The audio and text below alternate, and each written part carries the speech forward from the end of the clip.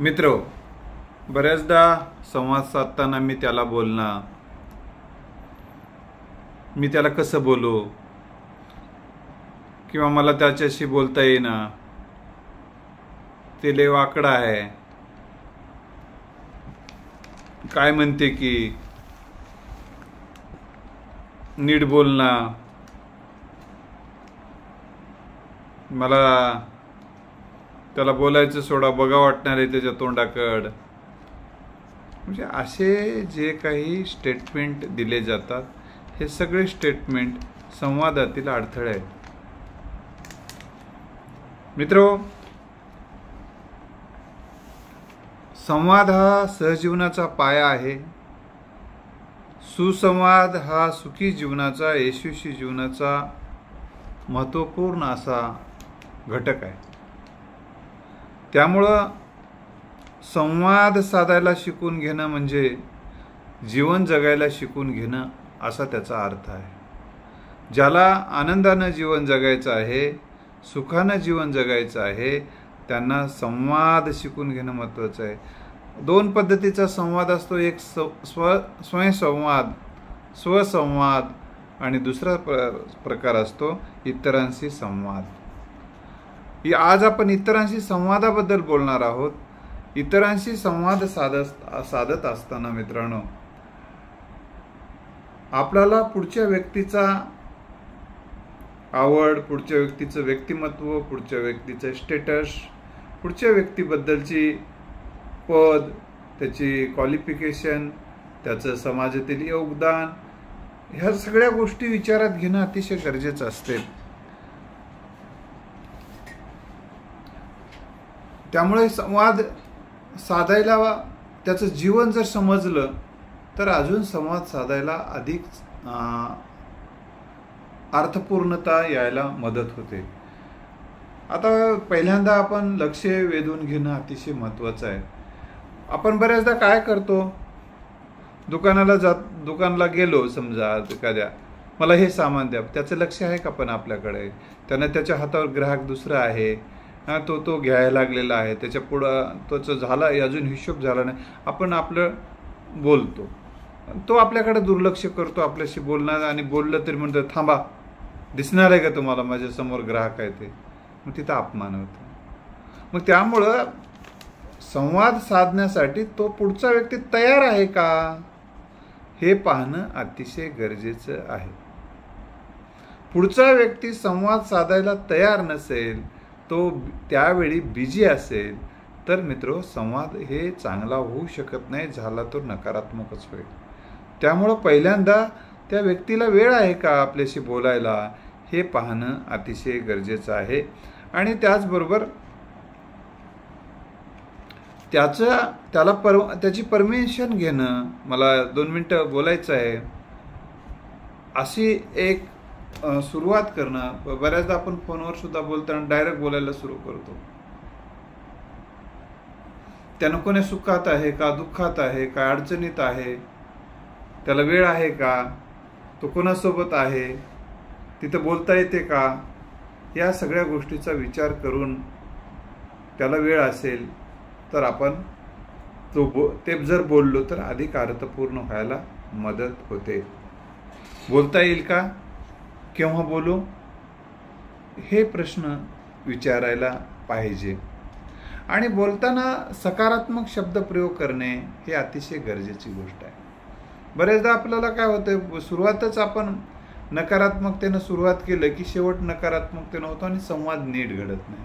म्हणून त्याच्या चांगुलपणाविषयी बोलणं, त्याच्या चांगल्या निर्णयाविषयी बोलणं, म्हणून सकारात्मक संवाद अतिशय महत्त्वाचं आहे की ज्यामुळे त्याला आपल्याशी बोलावं वाटलं पाहिजे, आणि आपल्या बोलण्यामध्ये पुढं काहीतरी जाणून घेतलं पाहिजे, आणि याच्याशी बोलणं हे उपयुक्त आहे गड्या, हे बोलणं आपल्याला आनंददायी आहे, उपयुक्त आहे, आपलं प्रश्न सोडवणार आहे, आपलं मन मोकळं करणारा हा माणूस योग्य आहे, असं पुढच्या व्यक्तीला वाटलं पाहिजे. म्हणून आपल्याला हे खूप महत्त्वाचं आहे. आपल्या बोलण्यामध्ये उपयोगिता असणं अतिशय गरजेचं आहे. त्यामुळे पुढचा व्यक्ती आपल्यासोबत बोलायला तयार होऊ शकतो.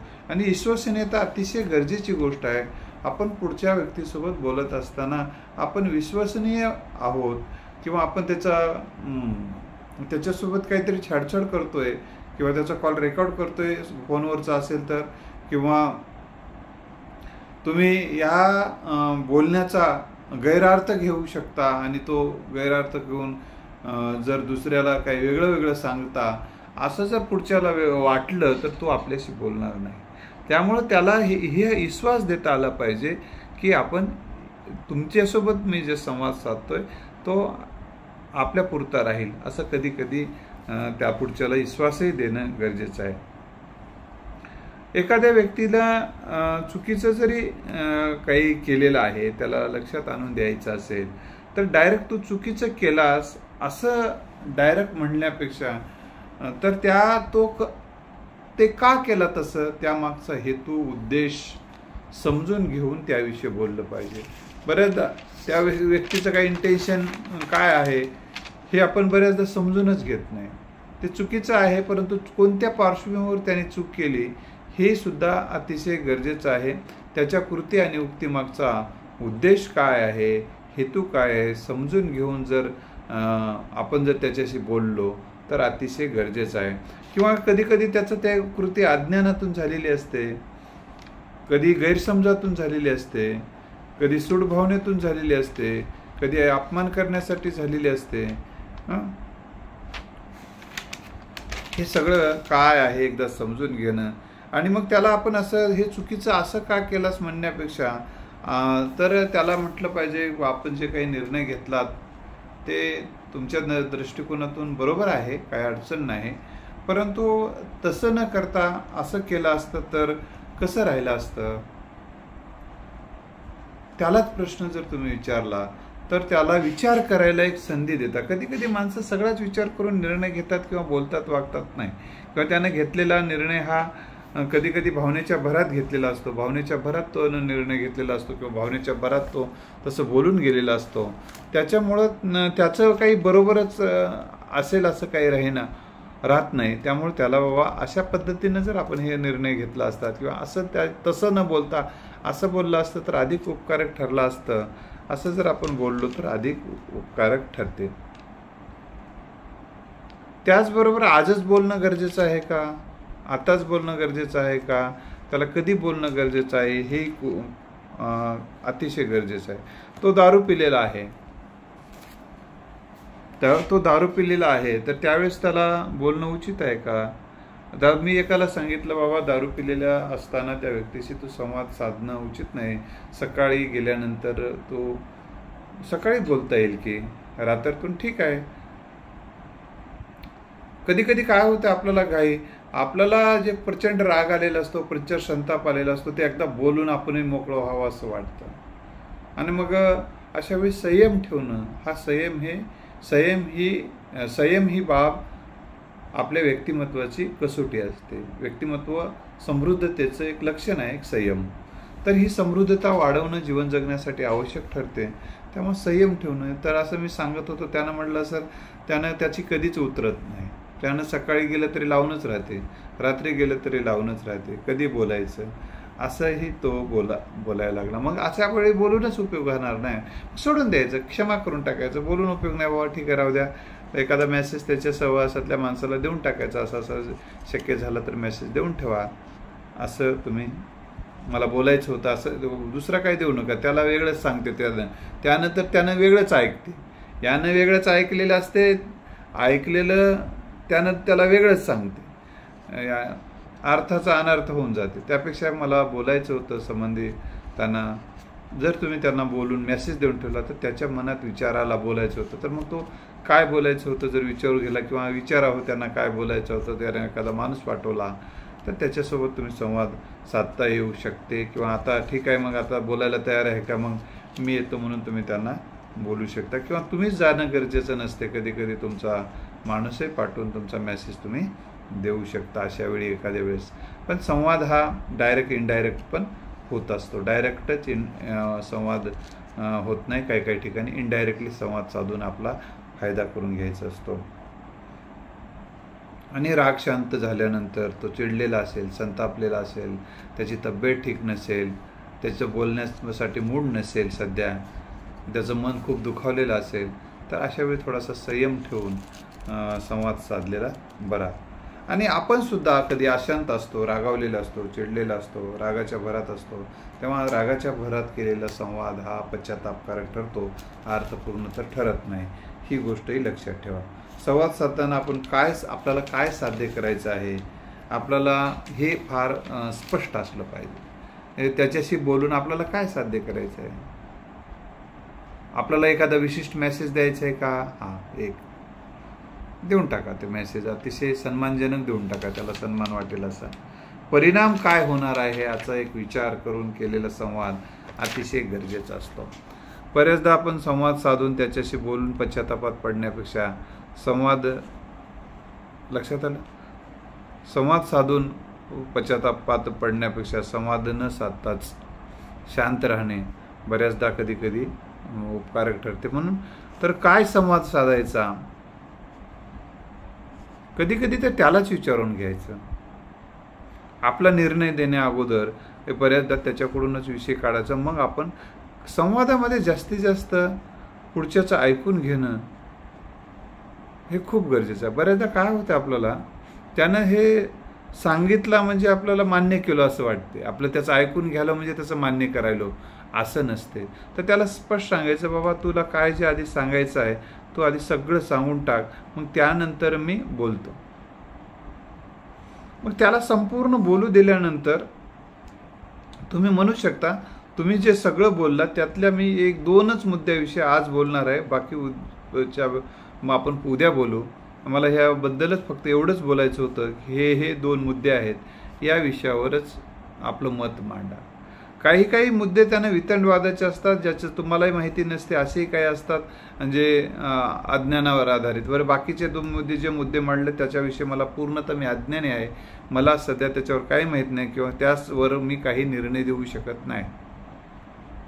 त्या विषयावर त्यानं जर विचारलं यावर का बोलणं, तर तेव्हा त्यांना हे सांगायचं नक्की बोलतो म्हणायचं, थोडंसं मला वेळ द्या कृपा करून. आणि हे जे 2 मुद्दे आहेत तेवढ्याबद्दल मी बोलतो की हे जे असं आहे, असं जे केलं तर बरं राहील, असं माझी आपल्याला एक विनंती आहे. तुम्ही अजून याच्यावर निर्णय घ्या, मला जे वाटते ते मी सांगतो, आपण पुन्हा अजून चर्चा आणि ती निर्णय घेऊ. अशा पद्धतीने त्याला बोलून मोकळं झालं. फक्त ऐकून घ्या, माझं ऐकून घेतलं म्हणजे हा काय तुम्ही मान्य करावं असं काही नाही. म्हणजे पुढच्यालाही स्वातंत्र्य देणं अतिशय गरजेचं असतं. आपण लादतो आहोत, जर असं पुढच्याला वाटू लागलं तर तो माणूस रिॲक्ट होतो, रिस्पॉन्सपेक्षा रिॲक्ट होतो. आणि कसं असतं, उत्कृष्ट संवाद तो असतो की पुढच्याकडूनही प्रतिसाद मिळू लागला तर तो संवाद हा उत्कृष्ट संवाद समजला जातो, यशस्वी संवाद समजला जातो. तो रिॲक्ट होत असेल तर, त्याच्यातून वितंडवाद होत असतील तर तो संवाद उत्कृष्ट संवाद किंवा यशस्वी संवाद समजला जात नाही. तर आपल्या ह्या संवादातून काय, पहिल्यांदा मी सांगितलं की संवादातून सद्भाव व्यक्त झाला पाहिजे, माणसाची मनं जुळली पाहिजे आणि आणि संवादाचा हेतू आपला माणसं तोडून टाकावेत असा असू नये.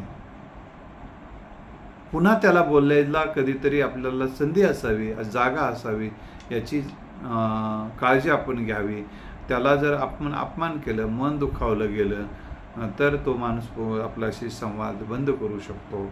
त्यामुळं तो पुन्हा आपला बोलेल याची काळजी घेऊन आपण त्याच्याशी बोललं पाहिजे आणि संवादातून न तुटता मन जुळली पाहिजे यावर आपला भर असला पाहिजे. आणि संवादाचा हेतू जे काही आपल्याला प्रश्न आहेत आपल्यासमोर, जे काही आपल्याला जाणून घ्यायचं आहे, संवादातून जाणून घेणे, आपण खरंच जाणून घेत आहोत का विषय सोडून दुसरीकडेच नेत आहोत, याचं कधी काय होते, मूळ हेतू बाजूलाच राहतो, बाकीच्याच गोष्टीकडं मग बोलण्यामध्ये तिकडे जाते, तिथूनच वाद लागते, ते तिसरंच कोण बसते, मग राहिला मूळ दुसराच राहिला ना. घराचा विषय निघाला आणि शेताचा विषय निघाला, शेताचा विषयावरून नोकरीचा विषय आला, नोकरीच्यावरून ते मागच्या 2-3 पिढ्या खालचा विषय निघालाय. असं झालं. सगळं आपल्याला त्या पुढच्याला सांगायचं एक विषय, आपल्याला आजच्या बोलण्याचा हेतू बाबा एवढंच आहे, बाकीचे विषय आज काढू नयेत अशी आपल्याला विनंती आहे. सुरुवातच बोलताना केली तर बरं राहील. किंवा मागचं काही काढून आता उपयोग नाही, बोलण्या अगोदरच काही गोष्टी क्लिअर केल्या पाहिजे. आपण बोलायला सुरू करताना पुढच्याला मागचं उकरून काढलं तर आता ज्या विषयावर बोलायचे बोलणार नाही, म्हणून आता सध्या आजच्या बोलण्यामध्ये मागचं काढायचं नाही. आणि आपल्या बोलायला अनेक विषय आहेत, आपल्याला अनेक विषयावरच बोलायचं आहे. खूप विषय आहेत आपल्याकडे पेंडिंग, आणि किंवा अजून बऱ्याच विषयावर बोलणं आपल्याला गरजेचं आहे. पण आजचा वेळेचा आणि आजचा विषय जर आपण बोलण्याचा हेतू जे आहे तर एवढ्यापुरता आहे, आपण एवढ्यावरच बोलूया, बरोबर आहे ना, असं पुढच्याला म्हणून आपण जर ते विषयाची मर्यादा घालून घेतली तर संवाद हा भरकटत नाही. तर हा एक हेतू लक्षात ठेवला पाहिजे. आणि पुढच्या आणि संवादामध्ये कोणाला तरी पराभूत करणं आणि मीच कसं शहाणा आहे हे पटवून देणं, याच्यामध्ये काय होते, आपण वादामध्ये जिंकतो पण माणसं हरून बसतो, असं अनेकदा घडतं. हे होऊ नये यासाठी आपल्याला कोणाला तरी हरवणे किंवा कोणाला तरी पराभूत करणे हा हेतू नसून आपल्याला त्या प्रश्नाची उकल होणे आणि दोघांच्या दृष्टिकोनातूनही तो फायदेशीर ठरणे या अनुषंगाने त्याची उकल व्हावी. आणि खरं ते माझं म्हणण्यापेक्षा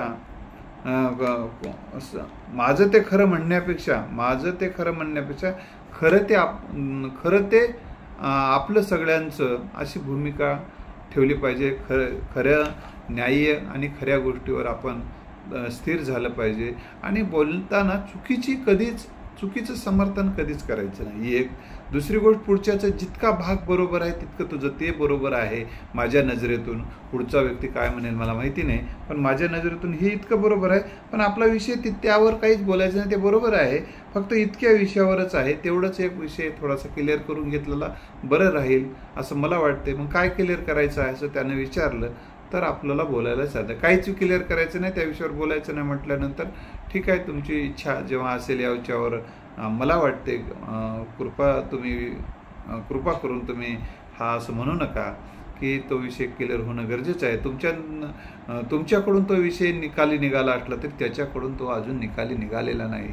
दोघांच्याकडून निकाली विषय जेव्हा निघतो तर संबंध चांगले राहायला आणि त्या प्रश्नाची चांगली उकल व्हायला मदत होते. म्हणून प्रश्नांची उकल होणे आणि प्रश्नांची उकल करत असताना कोणावरही अन्याय होणार नाही याची काळजी घेणं अतिशय गरजेचं असते. दुसरी गोष्ट, गैरसमज दूर करणे हा हेतू असावा. आपल्या संवादाचा हेतू काय असला पाहिजे की गैरसमज दूर करणे. बऱ्याचदा काय होतं, गैरसमजच वाढतात बोलण्यामधून.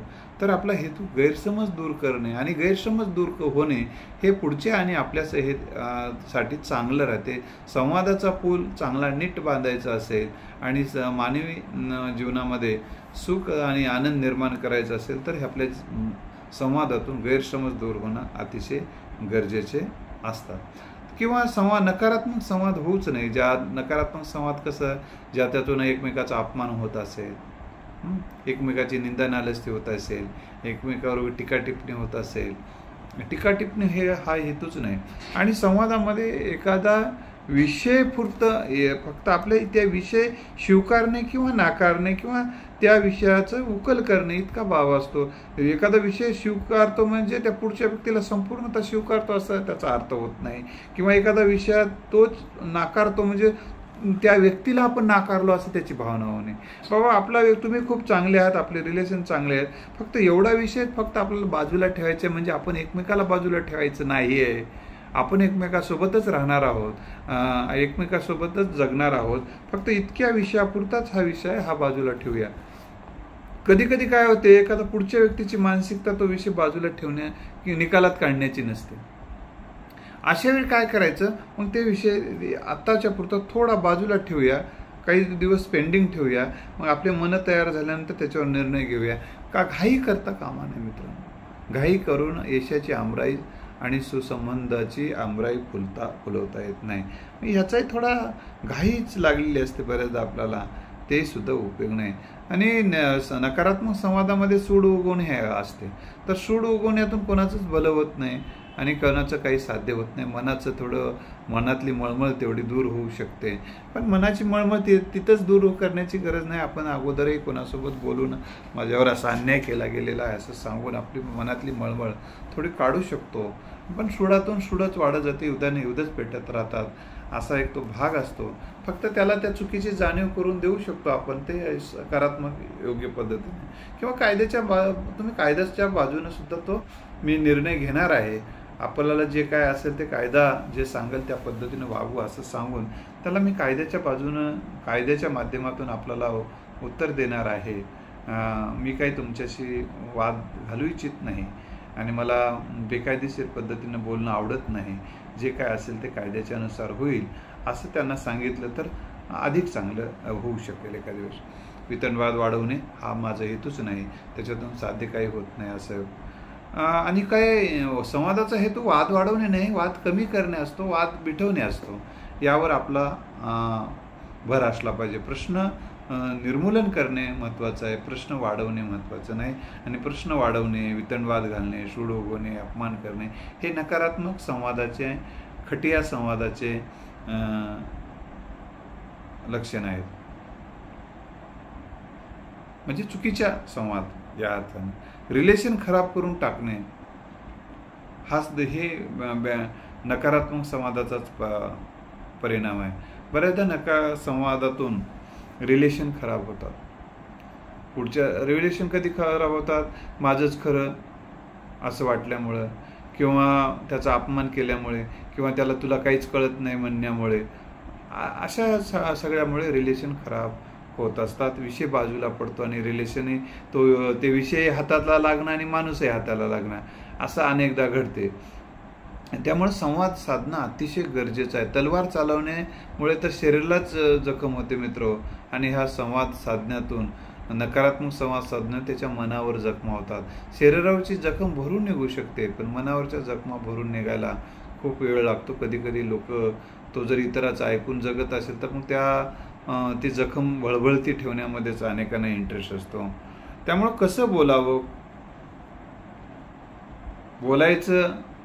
बोलायचं असते हे आपण शिकून घेतलं. बऱ्याचदा कसं आहे माहीत आहे काय, कसं बोलावं हे माहीत नाही गेल्यानंतर बऱ्याचदा आपलं जे बोलायचं ते राहून जाते, दुसरंच बोलून बसतो आपण. आणि मग त्याच्यामुळं काय होतंय, मग काही हाती काय लागणार, हातातले निघून जाण्याची शक्यता असते. त्यामुळं आपल्याला कसं बोलावं हे शिकवणं अतिशय गरजेचं असते. आणि बऱ्याचदा अतिशय महत्त्वाचा संवाद जर साधायचा असेल, ज्यावर आपल्या अस्तित्वाचा प्रश्न आहे आणि अतिशय महत्त्वाचा विषय आहे तो, तिथं तर किमान संवाद लिहून काढले पाहिजे. मला असं सांगायचं आहे त्यांना, त्याचं उत्तर असं आलं तर मग मला काय बोलायचं आहे, तसं उत्तर आलं तर मग मला काय बोलायचं आहे. म्हणजे जेणेकरून किंवा मला हवं आहे ते उत्तर येईपर्यंत मला काय उत्तर द्यायची पूर्वतयारी असेल तर अतिशय गरजेचं आहे. तुम्ही जो बोलणार आहे त्याच्या कायदेशीर बाजू तपासणं, पुढच्याच्या हिताच्या दृष्टिकोनातून विचार करणं, या अनेक बाजूनं त्याचा विचार करणं अतिशय गरजेचं आहे. तुम्ही काय बोलणार आहे, मग तो काय बोलेल, तो असा बोलेल, तसा बोलेल, मग तसा बोलेल. 3 बाजूनं बोलला तरी 3 बाजूनं तुमचे काय उत्तर असू शकतात हे तुम्ही एकदा लिहून काढा. हे नेहमीच नाही तर अतिशय महत्त्वाचा संवाद साधायचा असेल तर तुम्ही जर लिहून काढून याची पूर्वतयारी करून जर गेलात तर संवाद अर्थपूर्ण व्हायला मदत होते. मित्रो, संवादामध्ये पुढच्याला काही कळत नाही, पुढचा बेखूब आहे, मूर्ख आहे, ही भावनाही असू नये. तर त्याला सन्मान देऊन बोलणं, सकारात्मकतेनं बोलणं हे संवाद अर्थपूर्ण व्हायला मदत होतो. धन्यवाद. जर आपल्याला हा व्हिडिओ आवडला असेल तर आपल्याला विनंती आहे की ज्यांना या विषयाची गरज आहे असं आपल्याला वाटते अशा आपल्या जवळच्या नातेवाईकांना, मित्रांना, ओळखीच्या माणसांना पाठवून सहकार्य करावं अशी आपल्याला विनंती करून मी डॉक्टर हनुमंत भोपाळे पुन्हा आपण नवा विषय घेऊन भेटूया. हनुमंत भोपाळे या यूट्यूब चॅनलवर, ते इंग्रजीमध्ये नाव आहे HANUMANTBHOPALE असं इंग्रजीत नाव टाकून जर यूट्यूबमध्ये सर्च केलं तर हे नाव तुम्हाला दिसेल. तुम्ही सबस्क्राईब करा आणि इतरांनाही पाठवा अशी आपल्याला विनंती करून थांबतो. जय हिंद.